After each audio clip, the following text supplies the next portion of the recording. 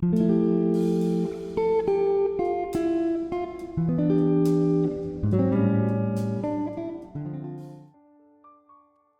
saudara-saudara, renungan firman Tuhan pada hari ini dengan tema Nyatakan Tuhan melalui hidup kita. Mari kita membaca Filipi 2 ayat 12 dan 13. Hai saudara-saudaraku yang kekasih, kamu senantiasa taat. Karena itu tetaplah kerjakan keselamatanmu dengan takut dan gentar, bukan saja seperti waktu aku masih hadir, tetapi terlebih pula sekarang waktu aku tidak hadir.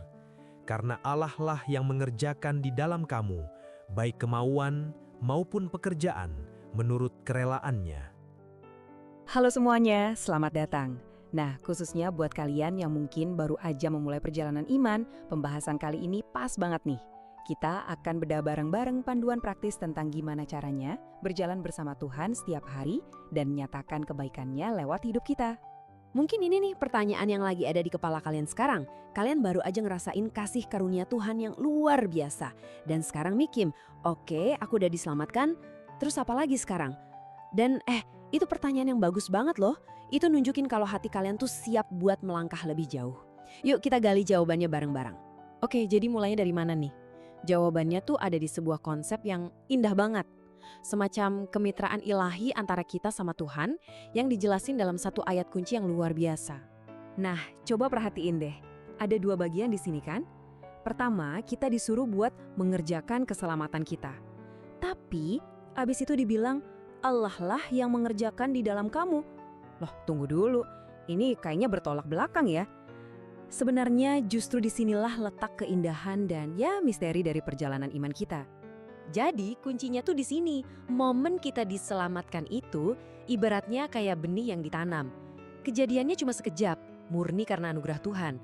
Tapi ngejalanin keselamatan itu, itu kayak ngeliat benih tadi tumbuh jadi pohon yang gede dan kuat. Ini adalah sebuah proses, sebuah perjalanan pertumbuhan seumur hidup buat jadi makin mirip sama dia. Coba bayangin gini deh.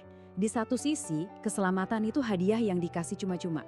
Anggap aja ada yang ngasih kamu mobil mewah, gratis. Kamu nggak ngapa-ngapain buat dapetin itu. Tapi di sisi lain, biar bisa nikmatin mobilnya, kamu kan harus ambil kuncinya, masuk ke mobil, terus belajar nyetir.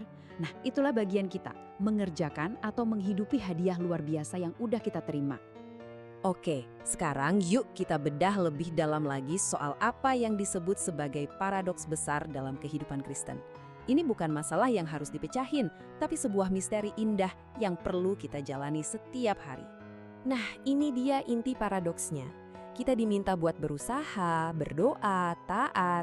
Tapi di saat yang bersamaan, kita juga bersandar penuh sama kenyataan bahwa cuma kuasa Tuhan yang bisa menghasilkan buah sejati dan perubahan yang langgeng di dalam diri kita. Dua-duanya ini jalan bareng. Biar gampang kita pakai analogi ya, bayangin kamu lagi di perahu di sungai. Tuhan itu yang nyediain arusnya, dialah yang ngasih kemauan dan kekuatan yang dorong perahu itu maju. Tugas kita tuh bukan bikin arusnya, tapi megang kemudinya, biar perahunya tetap searah sama arus yang Tuhan kasih. Jadi kita kerja sama bareng dia, bukan kerja sendirian. Dia kasih kuasa, kita kasih kerja sama. Ini makin ngejelasin soal kemitraan kita. Kita tuh nggak bisa berubah pakai kekuatan sendiri. Nggak akan bisa. Tapi Tuhan juga nggak bakal maksa kita buat berubah. Dia itu ngajak kita buat kerjasama. Dia ketuk pintu, tapi kita yang harus bukain dan izinin dia masuk buat bekerja di dalam kita. Oke, konsepnya udah dapat ya. Tapi gimana prakteknya sehari-hari pas kita bangun pagi, jalanin rutinitas? Nah, yuk kita ubah teori ini jadi sesuatu yang bisa kita lakuin secara nyata. Penting banget buat diingat, ini tuh bukan keputusan gede sekali seumur hidup terus udah selesai, bukan. Ini tuh serangkaian pilihan-pilihan kecil yang kita hadapi setiap hari, tiap saat. Pas bangun tidur, pas ngobrol sama orang, kita tuh selalu ada di persimpangan. Mau ikut jalan kita sendiri atau nyerah dan ikutin pimpinan Tuhan. Terus gimana cara praktisnya? Ada 3 langkah simpel nih. Pertama, sadari. Coba deh lebih peka. Mungkin kamu ngerasa Tuhan lagi negur soal ketidaksabaran pas lagi macet misalnya. Kedua, serahkan. Nah di momen itu kamu berdoa, Tuhan aku serahin rasa frustrasiku ini, tolong aku buat sabar. Ketiga, bekerja sama. Kamu kemudian tarik napas dalam-dalam, mungkin setel lagu rohani, dan memilih buat merespons dengan tenang, ngandelin kekuatan dari dia. Nah, itu dia kerjasama dalam tindakan nyata. Terus kenapa sih proses nyerahin diri ini penting banget? Karena proses inilah yang ngebawa kita ke hasil yang luar biasa. Sesuatu yang udah Tuhan janjiin buat setiap anak-anaknya. Dan inilah hasil dari semua penyerahan diri itu, sukacita. Ini bukan sekedar rasa senang sementara yang tergantung sama keadaan ya. Sukacita sejati itu karunia. Sama kayak keselamatan, Tuhan udah kasih itu ke kita dan Dia mau kita ngalamin itu melimpah ruah setiap hari. Nah, disinilah semuanya nyambung. Tindakan menyerahkan diri setiap hari yang kadang-kadang emang rasanya berat, itu sebenarnya jalan yang ngebawa kita langsung ke sukacita dari Tuhan.